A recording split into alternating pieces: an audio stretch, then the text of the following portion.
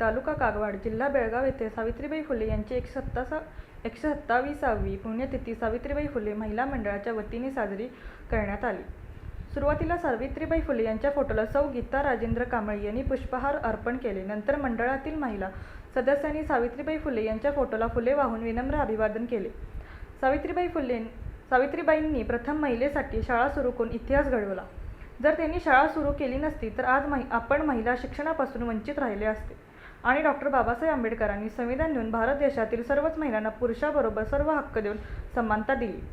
म्हणूनच आज शासकीय कार्यालयात वरिष्ठ पदावर रुजू झालेल्या दिसत आहेत। राजकीय सत्रातही स्थान दिल्याने ग्रामपंचायतीपासून राष्ट्रपती पदावरही महिला विराजमान झालेले दिसत आहेत। अशा महान नेत्यांचे विचार समाजातील सर्वत्र थरातून प्रसार केला पाहिजे आणि त्यांचे गुण आत्मसात करून आपल्या समाजातील मुले मुली यांना शिक्षण देण्यासाठी प्रयत्न केले पाहिजेत, असे आवाहन महिला मंडळाच्या अध्यक्ष सौ गीता कांबळे यांनी केले।